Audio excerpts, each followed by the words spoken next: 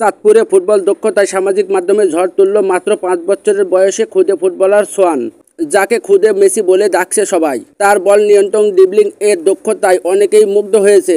সাম্প্রতিক জাতীয় দলের সাবেক অধিনায়ক এছাড়াও রাজনীতির নেতা তারেক রহমান সোয়ানের পড়াশোনা ও খেলাধুলার সব দায়িত্ব তার কাঁধে নিয়েছে। এই সোয়ানের বয়স মাত্র 5 বছর, কিন্তু ফুটবলের অসাধারণ দক্ষতায় মাত্র 5 বছর বয়সে ফুটবলের অসাধারণ দক্ষতা দেখাচ্ছে সোয়ান।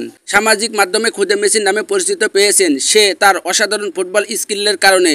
এই কারণে বিএনপির ভারপ্রাপ্ত চেয়ারম্যান তারেক রহমান শিশুটির পড়াশোনা ও খেলার যাবতীয় দায়িত্ব নিয়েছে।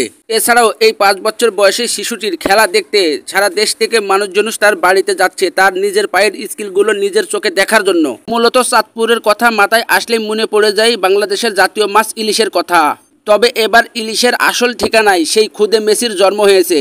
এছাড়াও এই 5 বছর বয়সী সোয়ানের খেলা দেখলে মনে হবে হবু মেসির ফটোকপি। এই সোয়ানের মূলত ফুটবল খেলা শেখা তার বাবার কাছে। তার বাবা একজন সাইকেল মেকার, সে কাজের ফাঁকে ফাঁকে তার ছেলেকে নিজেই প্রশিক্ষণ দিয়ে থাকে। তবে এবার দেখার বিষয় এই ছোট্ট সোয়ান এখন কতদূর আগাতে পারে।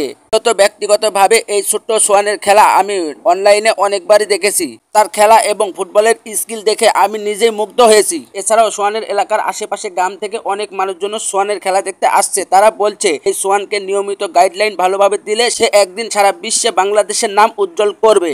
তো বন্ধুরা, আজ এই পর্যন্তই। খুব তাড়াতাড়ি পরবর্তী ভিডিওতে দেখা হচ্ছে ইনশাল্লাহ।